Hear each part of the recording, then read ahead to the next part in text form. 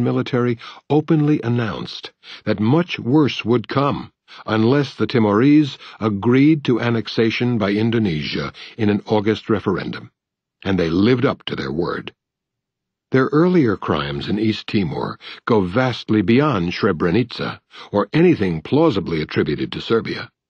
And crucially, these crimes, approaching true genocide, were supported throughout by the United States and Britain, also France and others, continuing right through the atrocities of August-September 1999, which finally aroused sufficient protest that Clinton called off the hounds. The conclusion follows at once, and suffices to reveal the shocking immorality of the Srebrenica excuse for bombing. The actual reasons for the war were not concealed. Putting aside the predictable, hence meaningless, professions of benign intent and the usual chronological fabrications, the primary reasons were stressed clearly throughout by Clinton, Blair, and others, reaffirmed by Secretary of Defense William Cohen, and confirmed by Clark's memoirs, to assure the credibility of NATO, meaning the United States. The position extended to extremes by Andrew Basevich. Nevertheless, the bombing of Serbia has gone down in history as a victory of military might deployed in the service of liberal humanitarianism. The liberal Boston Globe reports approvingly and accurately. When history is crafted in the service of power, evidence and rationality are irrelevant. Kosovo was one of the two great achievements brought forth to give retrospective proof that for the first time in history, states were observing principles and values under the guidance of their noble and altruistic Anglo-American tutors, and that the UN Charter must be revised to allow the West to carry out humanitarian intervention. The other was East Timor. The example is truly atrocious. That it can even be brought up without shame is a remarkable comment on Western intellectual culture. The matter is extensively reviewed in print, so I will skip it, along with some other recent examples that merit discussion, which I think lead to the same conclusions. It is worth noting, however, that the Iraq War was also justified as illegal but legitimate, though some legal scholars who took that stand rescinded it after the collapse of the pretexts, concluding that the invasion was both illegal and illegitimate. Anne Marie Slaughter, Dean of the Woodrow Wilson School at Princeton and President of the American Society of International Law. Few questions are more important today than the propriety of the use of force. No doubt one can imagine, perhaps even find, genuine cases of humanitarian intervention. But there is always a heavy burden of proof, and the historical record should give us pause. We might recall, for example, the observations of one of the major scholarly studies of humanitarian intervention. The author finds 3 examples of such intervention between the 1928 Kellogg-Briand Pact outlawing war and the UN Charter in 1945, Japan's invasion of Manchuria and northern China, Mussolini's invasion of Ethiopia, and Hitler's takeover of parts of Czechoslovakia. Not, of course, that he regards these as genuine examples, but rather that they were depicted as such, and evidence was provided which, however grotesque, was regarded with some ambivalence, and sometimes support, by the United States and Britain. Inquiry might also unearth genuine cases of intervention that are illegal but legitimate, though the prize example offered leaves this as a dubious doctrine for the times. It also tends to reinforce the measured judgment of the World Court in 1949, that the court can only regard the alleged right of intervention as the manifestation of a policy of force, such as has in the past given rise to most serious abuses, and such as cannot, whatever be the defects in international organization, find a place in international law.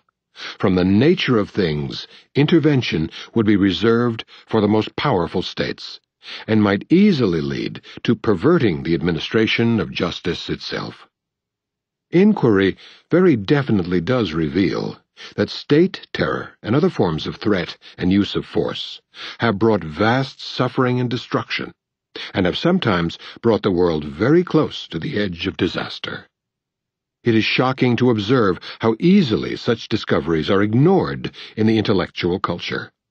Such observations, and they are all too well confirmed, lead us back to the challenge of Russell and Einstein 50 years ago, which we ignore at our peril.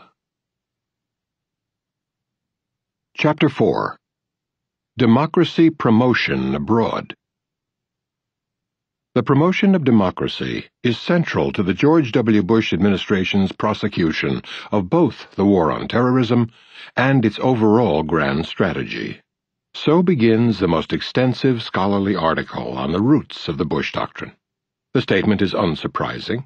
By 2005, it had reached the level of ritual. In scholarship, we routinely read that the conviction that democracy can be imposed from the outside is the assumption driving America's intervention in Iraq, and has been posited as a potential new pillar of ambition for U.S. foreign policy elsewhere. The pronouncement is sometimes amplified. Promoting democracy abroad has been a primary goal of U.S. foreign policy ever since Woodrow Wilson endowed it with a powerful idealist element. It gained particular salience under Ronald Reagan, and then was taken up with unprecedented forcefulness under Bush II. In journalism and commentary, the assumption is taken to be the merest truism. When an assertion of such obvious importance is adopted with near unanimity, a sensible reaction is to investigate the evidence produced both for and against the thesis. The character of that evidence gives a certain measure of functioning democracy. To go to the extreme, if similar declarations are produced in North Korea, no one troubles to ask about the evidence. It suffices that the dear leader has spoken. In a democratic culture, substantial evidence should be required, along with serious argument refuting apparent counter-evidence. We will return to these questions in the case of the Bush Doctrine. But first, some reflections on relevant background. It is no easy task to gain some understanding of human affairs.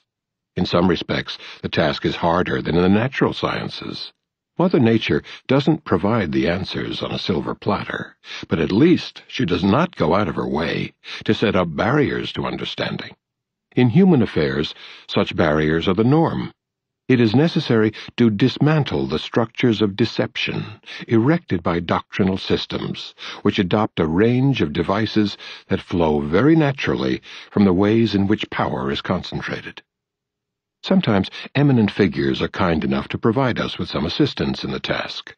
In 1981, Samuel Huntington, professor of the science of government at Harvard University, explained the function of the Soviet threat.